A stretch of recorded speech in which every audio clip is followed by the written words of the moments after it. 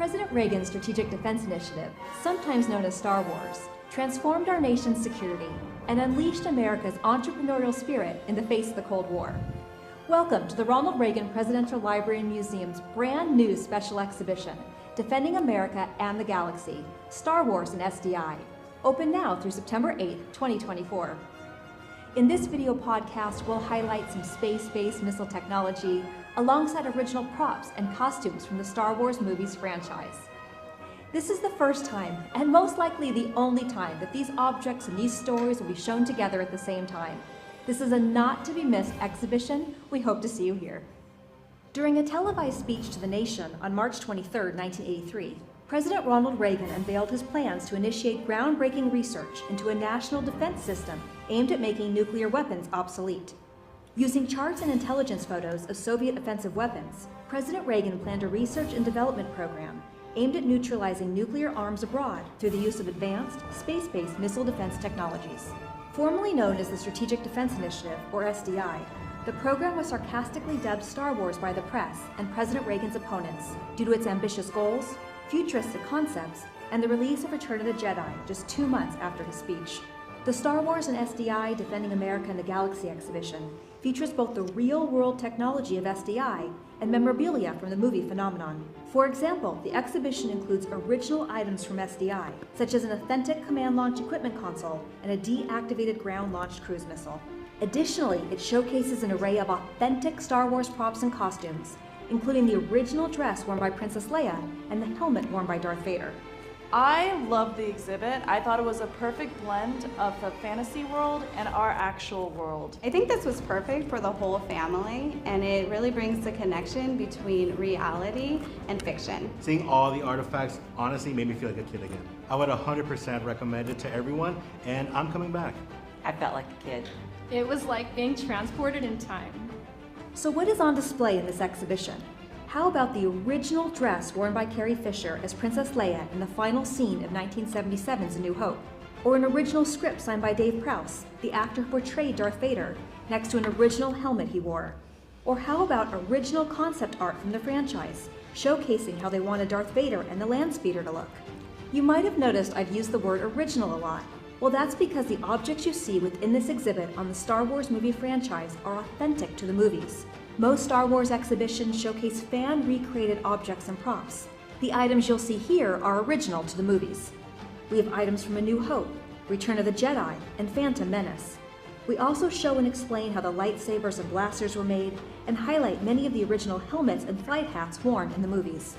On the Strategic Defense Initiative side, in addition to the command launch equipment console and the deactivated ground missile, we have internal Reagan administration memos from when they strategized other names for media to potentially use for the program instead of Star Wars, such as the Strategic Space Shield, models of defense technologies used today created to track and stop a nuclear attack, and even a letter from Dr. Spock to President Reagan asking him to give up the Strategic Defense Initiative and instead focus on nuclear disarmament. For more information or to pre-purchase tickets, please visit reaganlibrary.com/Star Wars.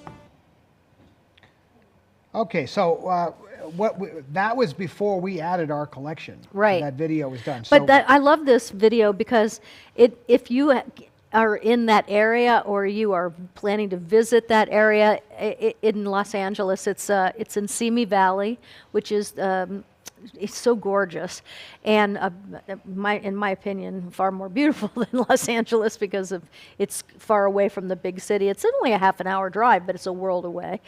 And you get to kind of see the things that are there, and that's before the things that we took there. So it's just really, it's an amazing exhibition. We added Carrie's metal bikini and some personal items, her scripts, her blaster, some very personal things that normally wouldn't come out of the house.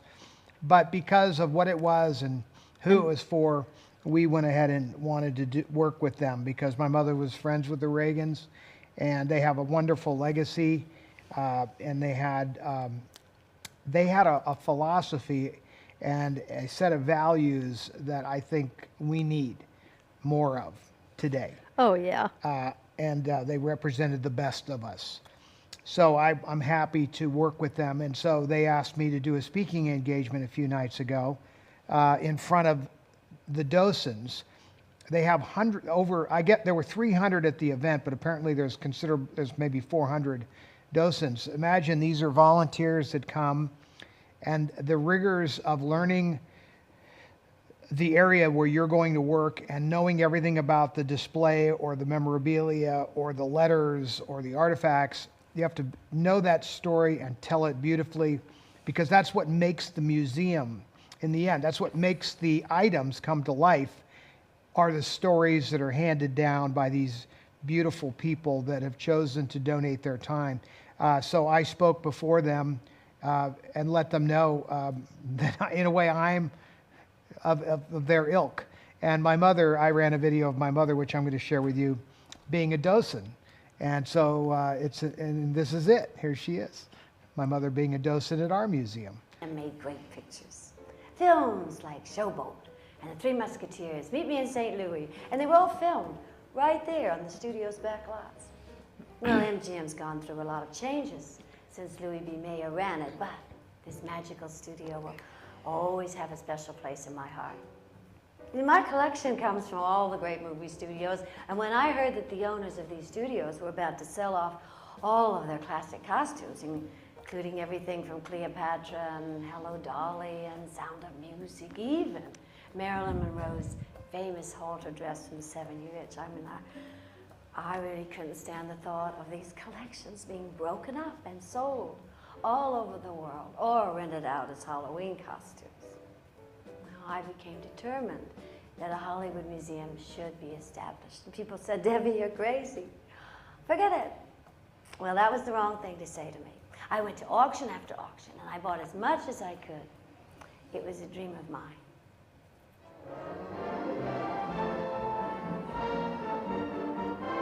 This was what the collection comprised of: 3,000 costumes, 15,000 props, and cameras, lights. Unbelievable. I mean, images. Imagine, if you will, you have to house all this in the right temperatures, keep them safe, keep them clean, keep them in a special container and climate controlled, and the size of these buildings that had to be, it's overwhelming, but it is so worth it. Well, because this explains the scope of the so collection. beautiful. Oh, I heard about it through the grapevine, and then I was in the Reporter. Army Archer was on, and all the newspapers, that they were having this enormous auction. And no one really could believe it, that they were going to sell off everything, but it was true. They even sold the rose bushes. For the majority of people, it was very, very exciting. For those of us that had worked at the studio, it was rather sad. It was like watching your ancestral home sold off for back taxes. Sprinkled amid the hordes of press and curious onlookers were celebrities like former MGM starlet Debbie Reynolds. Reynolds has long been the celebrity most associated with preserving Hollywood costumes. In 1970, Reynolds was actively working to establish a Hollywood museum, and she saw the MGM auction as her chance to begin preserving these pieces. Reynolds spent $180,000 purchasing dozens of the MGM costumes, including a dress worn by Judy Garland in The Wizard of Oz and Marilyn Monroe's famous subway dress from The 7-Year Itch. So that gives you an idea. And when she did sell it, finally, after not being able to get a museum built, it sold for $6.2 million. So the people that had written those newspaper stories when she was at the MGM auction, literally saying, "You've lost your mind." Debbie Reynolds has lost her mind. She's buying all these old clothes. Then all of a sudden she's on the cover of Forbes magazine as a financial visitor. And but that does tell you kind of how things are. But it wouldn't have been that way if she hadn't stuck with it. But for 5 decades she tried to build a museum. I went to many, many meetings at the Academy and other places. I talked to everybody from Warren Buffett on down. Everybody blew her off, and the museum was never built. She would be very happy that the museum was built finally in Los Angeles, and I lend things to them. It is not what it could have been, because all of the stuff that you just saw was scattered like her worst nightmare. And that is not what she intended. She intended all of it to be saved for us. Do you know that growing up, having all of that, there was not one Hollywood artifact in our home? Not a poster, not a costume, nothing. That's because she bought it for us. She bought it for the people.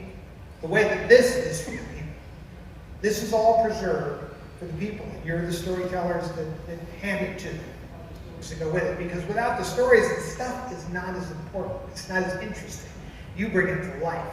If you don't have the film clip, like I have film clips, but a lot of this stuff doesn't necessarily have film clips. Film clips help, but you give it life. A cardboard cutout, have you all seen that? Now, it's not like that earth-shaking piece of memorabilia. I mean, it was not even that expensive in its day. It's become collectible. Again, not like crazy collectible. But what makes that cardboard cutout unique is in 1994, Carrie arrived into my office, and there's a picture of her in my office with her daughter, and she's got that cardboard cutout. And she's standing, I was sitting at my desk, and I took that picture of the Princess Leia cutout, Carrie, and my niece. And so she signed it to me. She wrote Carrie Fisher, and then she put a little arrow there pointing at her face, like as if we wouldn't know necessarily. But at that point, you know, the longevity of the Star Wars franchise was not as cemented as it is now, although it was pretty far along. And so I took that picture. I had that cut out of my office for many years. One day it disappeared. Nobody knew what happened. Everybody, I don't know, you know how that goes. And we had security at the hotel, so you know I was busy. 25 years later, it shows up at an auction. So I call the auction house and I said, "Excuse me, that's mine, and it was stolen. And then rather than make a fuss out of it, I'll make a deal with whoever gave it to you. I'll trade him back a different one. But that one I want because I've got the picture, and the little arrow is the thing that seals it, isn't it? So if you look at that picture and you look at the signature, that is how we authenticate things. You know, you guys don't have the authentication problem around here that Hollywood has, because there is a lot of fake stuff running around in Hollywood. People make copies of things, they do horrible things to try to cash in on it. So the fact that that little arrow is there, and the fact that their signature is there, and then you put the picture with it, that's a full circle of what we'll call authentication and or curating. You know, you brought it full circle.